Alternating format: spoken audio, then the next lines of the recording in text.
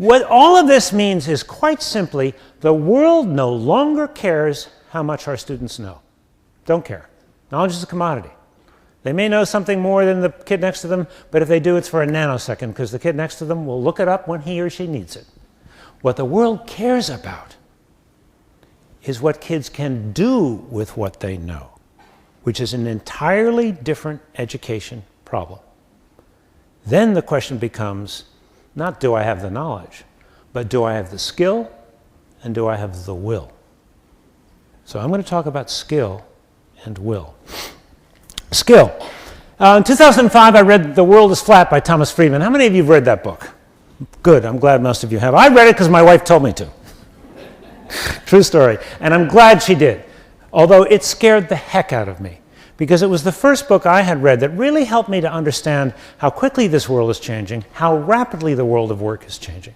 And I began to worry about what are the skills our young people are going to need to succeed in this new flat world, in this global knowledge economy. So I started talking to a very wide range of executives, literally, from Apple to Unilever to the US military. I talked to community leaders. I talked to college teachers. I interviewed recent graduates, and asking everyone, what are the skills that matter today? What are the gaps? And I was stunned to learn that there is a virtual consensus about the skills that matter most in today's world. I call them the 7 survival skills for careers, college, and citizenship. Same skills for all 3. Let me briefly describe them to you. Number 1, critical thinking and problem solving. Over and over again, I've come to understand that the leaders in any sector or industry, profit, nonprofit, doesn't matter, actively encourage all of their employees to think continuously about how to improve their product, their process, or their service. But when I asked these executives, what is critical thinking, it got really interesting. Because, you know, for us, it's kind of a buzzword. You know, you ask us as educators, well, what's critical thinking? We might say, well, yeah, critical thinking. Well, that's kind of like thinking critically. It's kind of a circular thing.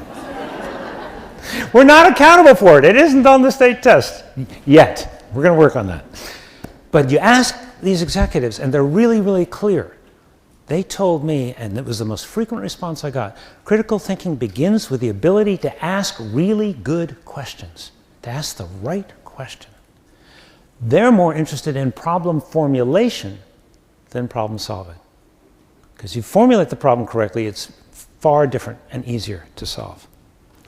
Collaboration across networks and leading by influence, number 2. More and more work is being done collaboratively. It's being done virtually. IBM folks told me they brought teams in from around the world, connecting them virtually to work on problems routinely, demanding that you deeply respect differences, cultural, religious, ethnic. But more and more, these teams are led by peers through influence, not by supervisors with positional authority. 2 little problems here.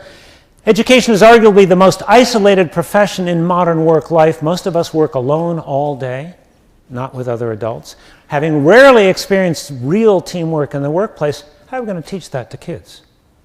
I wonder if, for example, with future fellows, might teams think about applying, not just individuals, a thought for the future.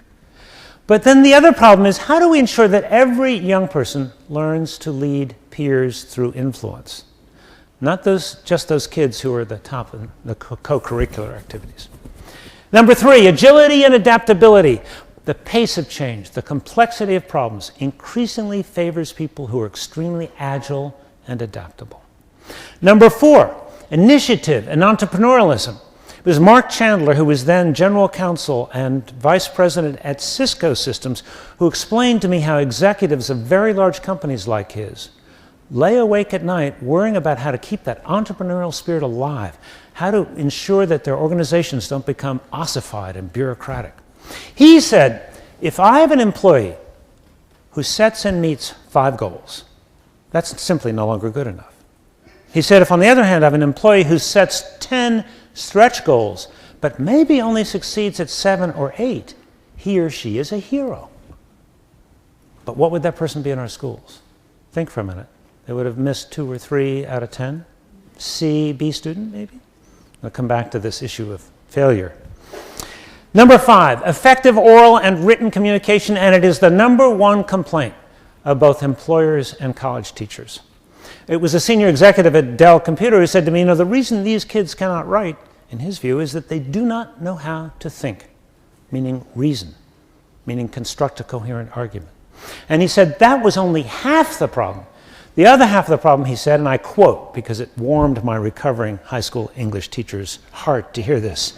He said, they do not know how to write with voice, meaning they do not know how to put their own passion and perspective into their communications. I'm wondering how many of you from high schools, when was the last time you were asked to write with voice in an assignment, or to speak with passion and perspective? Number 6, accessing and analyzing information. We've just been talking about that, how incredibly important that is. Number 7, curiosity and imagination. Now, how many of you read Dan Pink's last book, A Whole New Mind? Raise your hands. Many of you. It's an interesting book. He makes the argument that the so-called right brain skills, curiosity, imagination, creativity, and empathy, are at least as important as left brain skills in a very sophisticated consumer economy where more and more of us want products that are beautiful, that are aesthetic, that are intuitive and empathetic and so on.